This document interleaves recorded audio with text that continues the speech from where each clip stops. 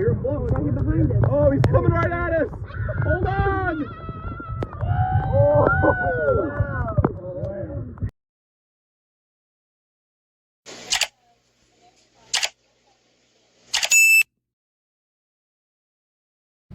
Nope, not a dolphin, not a bear.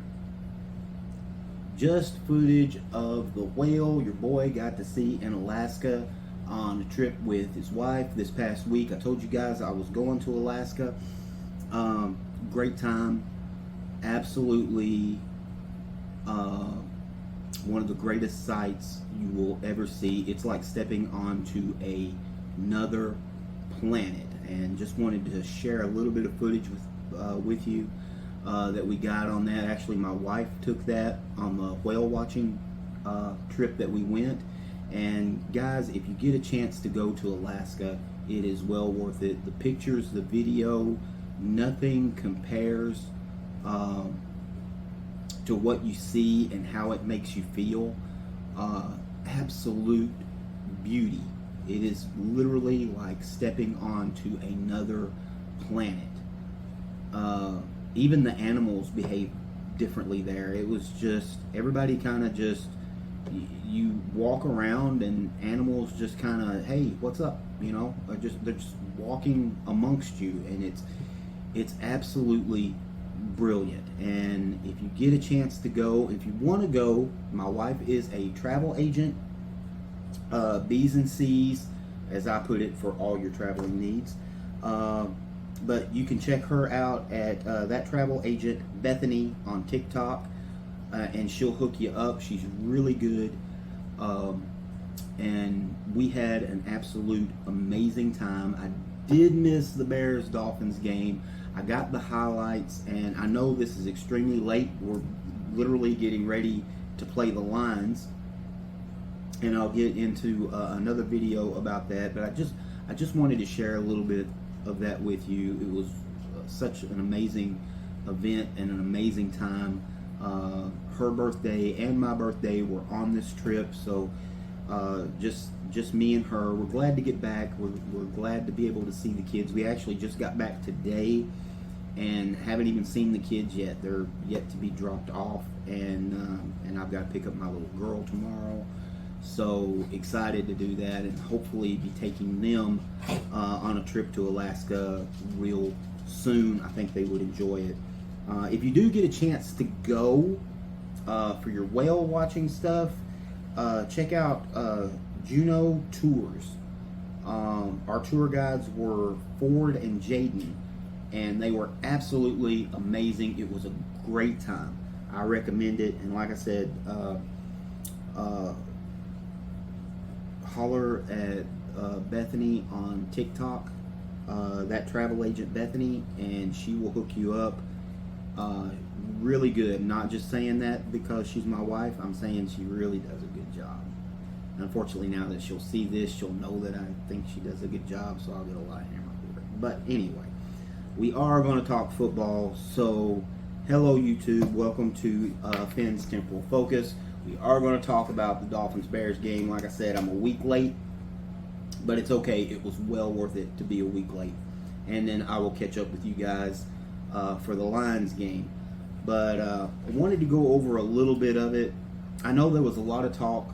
Apparently, the coach for the Bears had made a comment that during the practices, they were just going to do pop hits where, you know, if the running back's running through, you just kind of pop him a little bit and let him go.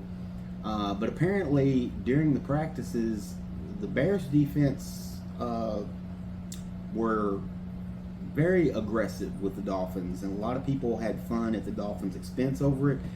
But it made the Bears coach look a little bit stupid because he had literally just told everybody that, hey, it's just going to be a pop hit, and, you know, we don't want to get nobody hurt.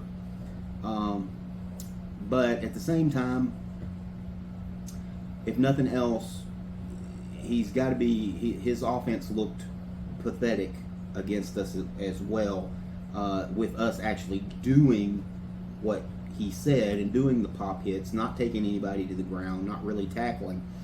and they still couldn't move the ball in practice. And kind of showed up in the game. I know it was a tie game, 24-24, I believe, but our defense really played well. Offense was okay, and we're going to get into that. Wilson did okay. He was 5 of 9 for 96 yards. Ewers, however, did not do okay. He missed 13 passes out of 18 attempts. He did have 91 yards, but the quarterbacks were literally running for their life. Now, Tua had a real good game. I think he was like 5 of 6 for like 30 yards, but drove the Dolphins right down the field, and then we turned it over on downs, on 4th down. But we had the ball the first part of that first quarter. Pretty much we owned the ball. We just couldn't punch it in at the end. Yeah, Ewers was running for his life basically the whole game. Some of that was also bad protection. The offensive line did not have a good day. It was really horrible. They gave up 6 sacks, 3 to Austin Booker, who had himself a day. 3 sacks for Booker, 6 total by the Bears. And like I said, Dolphins quarterbacks was running for their lives the whole day. And you also have to put a little bit of blame on the quarterbacks, Ewers and Wilson, for just holding on to the ball. Yeah, they were sacked 6 times, but a lot of that was the fact that they could have threw the ball away on a couple of those anyway, and just held on to the ball too long, trying to make something out of nothing. And that's what preseason's for. You have to learn, live and fight another day. You've got to throw the ball away. The real storyline for the Dolphins, anyway, was Gordon II. He absolutely had a game.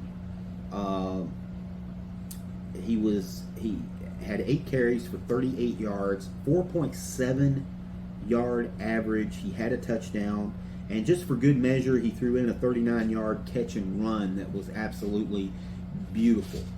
He ran with absolute physicality and power all day. I am excited about this guy. He dropped in the draft, and luckily we got him, because if you listen to any of the college analysis, they would tell you coming into last year, he was a real top choice for Heisman votes, and then just had an off year. And luckily, if we can get him in the 2023 form, then we really got something at running back when you put him with Wright and put him with Achane. So that's going to be fun. He's a lot more physical runner than those 2 guys. But we need that, especially around the goal line.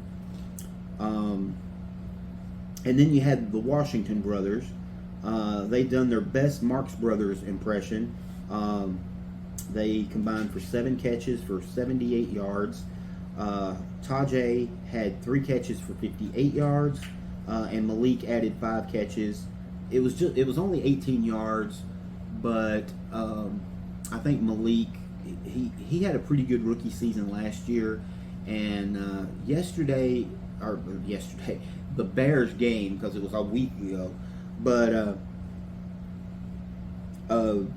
again, the quarterbacks didn't have a lot of time to throw, so there was a lot of hitches, and still to catch five of them. I think he was only targeted 7 times, so he caught 5 of them, and did have a couple of nice catches, even if it was only for 18 total yards. So, but they were definitely the standout receivers on the day. Now, there was a couple of Westbrook also had a nice, I think it was like a 39-yard catch, but he wasn't in there very much. It was Tajay and Malik's day. They were the guys that was getting the work, and so really, it was an up and down day. The big thing, everybody who's talking about Ewers, it's like, here we go again. So we had Skylar Thompson, who come in, looked good in preseason, and everybody's like, oh, here's our starter, he's going to take over. And Tua gets hurt, Skylar comes in, and the wheels fell off. And now here we are, we draft Ewers, and everybody is talking about how great Ewers is, and he comes out in the first preseason game and absolutely lays an egg. So just, guys, pull it back. Tua's going to be your quarterback. He's going to be your quarterback for at least this year, and we'll see how the season goes. They have an out on him next year, so if it doesn't go well, they can trade him or just outright let him go. For all the people who want to see Tua gone, I do not. I like Tua. I think he can be a really good quarterback as long as he has the right pieces around him. Mainly offensive line, because the offensive line, at least our starters are looking decent, but we have no depth. And it really showed in this game. Because like I said, Ewers and Wilson absolutely running for their life. 6 sacks, 6 times they went down more than 6, but officially 6 sacks, and probably knocked down another 5 or 6 times besides that. So the Bears did a really good job against us as far as defensively, but we did a good job against them defensively. The Dolphins defense played well all day against the Bears. They sacked Bears quarterbacks 3 times and done a really good job against the run. So, I mean, the defense really showed up in this game. But they still were bad about giving up the big play. I think they even had like a 3rd down and 14 that ends up going for like a go-ahead touchdown, and then the Dolphins come back and get a field goal to tie it, which is where it ends at 24-24. But so many times they had the Bears down, and it seemed like every time a big play needed to be made, the Bears seemed to come up with it. That has got to drive you crazy, because we had that problem last year. Last year, I don't know how many times you would see we would get a stop on 1st down, maybe get a loss of yardage, maybe even a sack on 2nd down. All of a sudden, the team is in like 3rd and 16, and boom, they get a 20-yard pass, or they get a 18-yard run on a draw, or they screen and get 18 yards, and we end up, they get the 1st down, and the drive keeps going. And it seems like we're still in that mode. It's like you got to play all 3 downs. It's like 1st down stop, 2nd down stop, 3rd down big play. And we have got to get out of that. And with the corners that we're taking into the season, it's worrisome. The only thing that we can hope for is we're going to have a good enough pass rush to keep our corners from having to cover for a long period of time. That seems to be Weaver's plan at defensive coordinator, is just pass rush, because we've got the speed with Chop and those guys, and which I also know Chop did get hurt during the Lions practice. He is okay, so thank goodness. Just got some bruised up ribs. He got hit in the ribs. He was carried off the field on a stretcher, but next day he came out and said, hey, I'm fine. There's nothing wrong with me. I'm ready to play. So Chop Robinson is good to go. The other guy I want to talk about is Kenneth Grant. He was absolutely outstanding in the middle.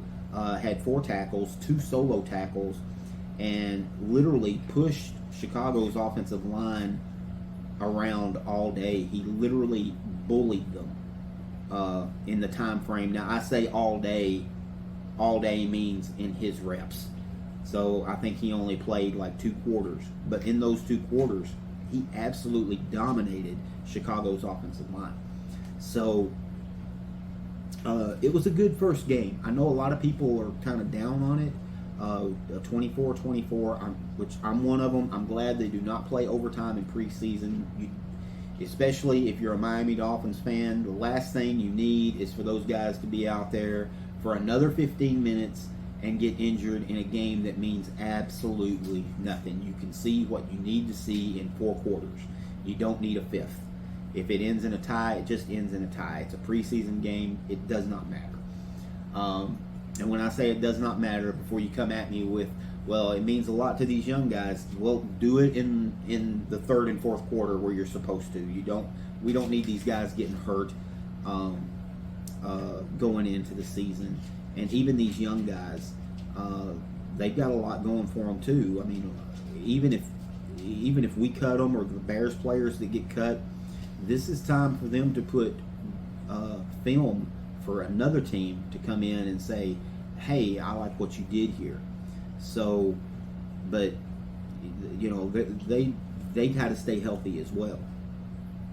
So I'm okay with the 24-24. I think overall it was a good game for Miami. Gordon was absolutely the standout. I'm excited. I'm hoping to follow up a little bit with the Lions game, which is actually tomorrow.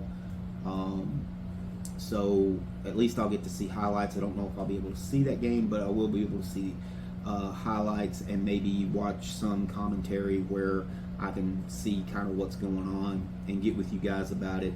But I know McDaniel said he probably will not play the starters tomorrow, which I think is really weird. Usually the second preseason game is pretty much your dress rehearsal for the opening game. That's when you want your starters in for like a quarter, maybe even let them play the whole first half. And then set them the 3rd preseason game. Don't play them at all. Just let them have that day off and let them rest for that week and get ready for week 1.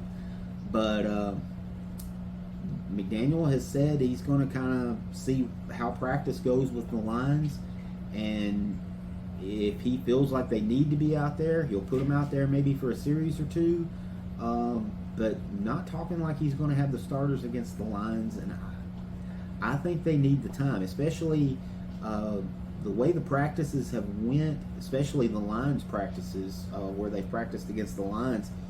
The first practice was pretty rough, pretty bad. The Lions just basically kicked us right in the teeth. And now they came back the second practice and played better, came out. I know Tua did not throw a pick, threw a couple of touchdowns against the Lions in that second practice.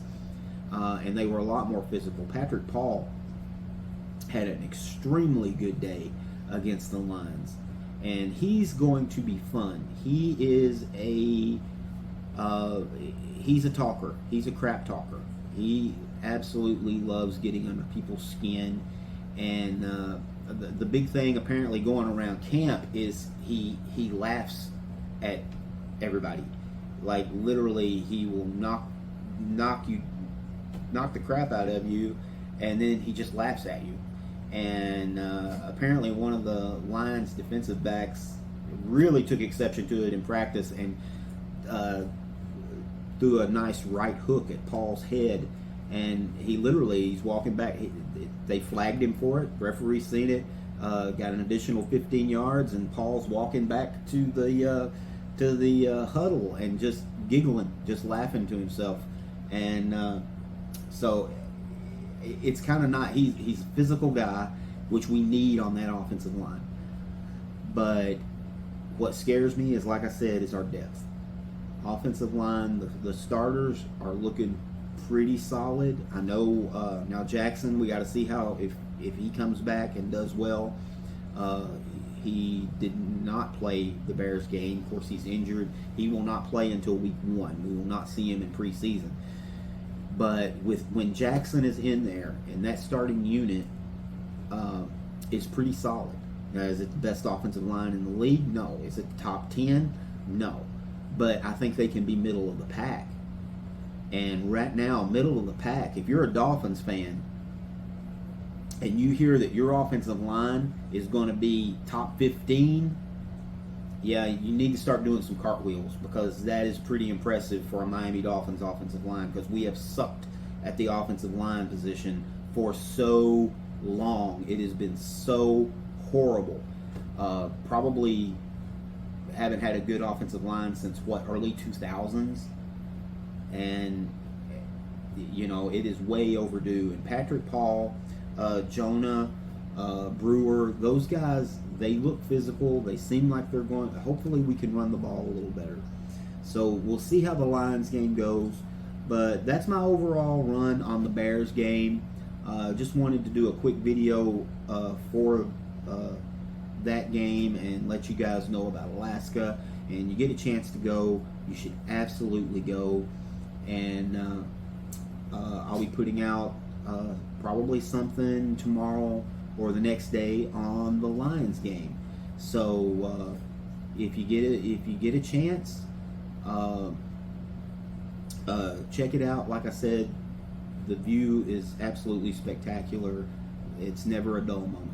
So guys, go out, make good decision, and fins up.